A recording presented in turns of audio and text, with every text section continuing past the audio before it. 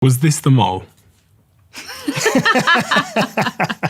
We cannot confirm or deny anything about the mole. I will say this, that if you research the time that man was arrested, you'll find two other people who were also CIA moles at the same period of time.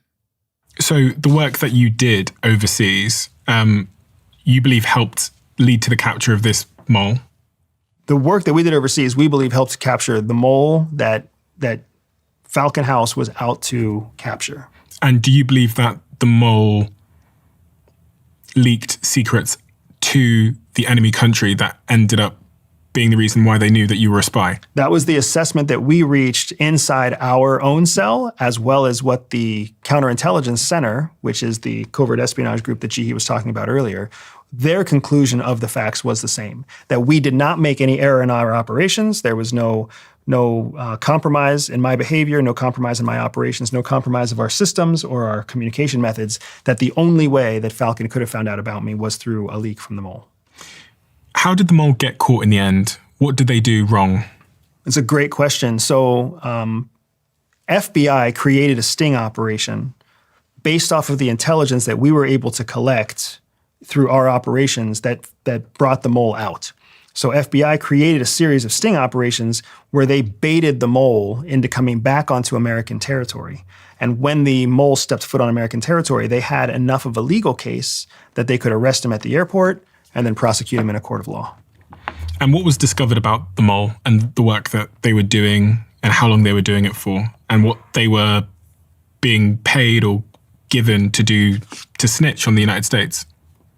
So the details that I know we can share, they were paid hundreds of thousands of dollars. They were not paid into the millions, but they were paid hundreds of thousands of dollars to provide information on operations, officers, assets, locations. They were witting, meaning they knew that they were working with a foreign intelligence agency. They didn't believe they were working with a company. They didn't believe they were working for a research institute. They knew they were working with a known foreign intelligence organization, and that the original ally who gave us the information about the mole, that original ally actually also retained incriminating data on the behaviors of that person that were shared with the Department of Justice. And so was this was an individual who was in the CIA who was approached by this enemy country, and the enemy country said to him, if you give us secrets on what the CIA are doing against us, then we'll give you hundreds of thousands of dollars. We'll give you something. We'll give you cash at least as part of it. We may also give you other things. Here's the nasty thing about espionage is cash is usually only one of several rewards. There's also operations where the cash is there so that when you're arrested, your country that arrests you believe that that's what your motivation was, while all of your real money is kept in a separate account that's saved within the actual currency of the country that you're serving. So this person, they were in the CIA as a mole, leaking secrets about the CIA. They then left at some point, and then the FBI set up a trap to get them to come back.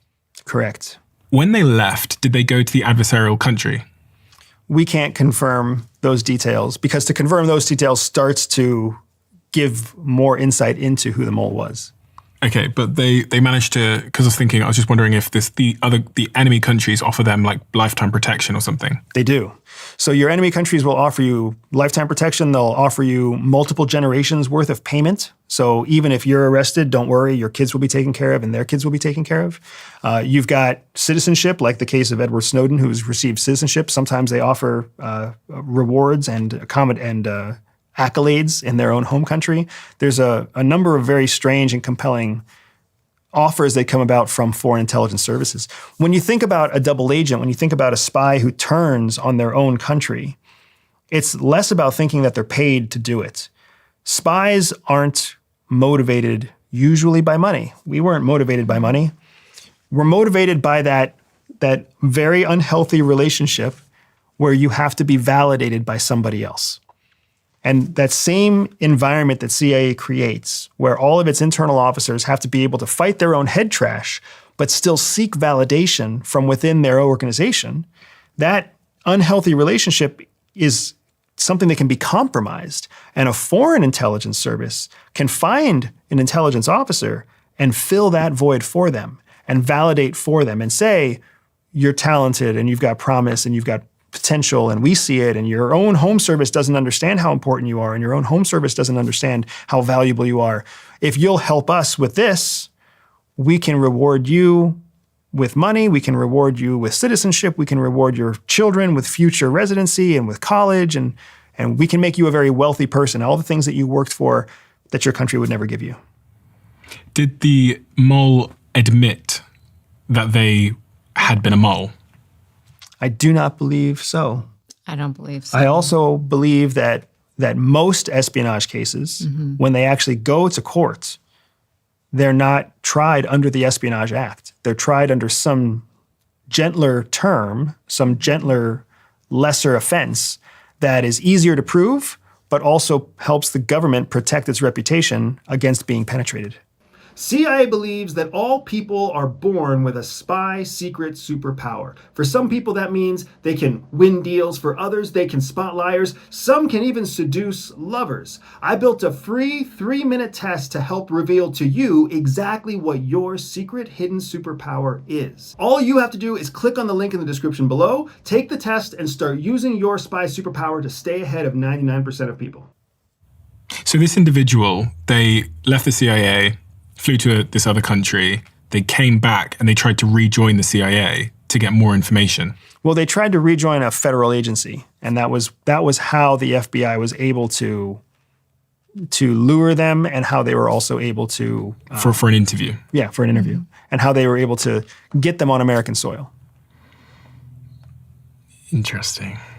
So I do want to share that your curiosity right now is a major issue with CIA, because they already know that very smart people out there are going to know that there must be a way to reverse engineer the whole story. To find out who is Falcon, or to find out where is Falcon, to find out where is Wolf, to find out who is the mole, right?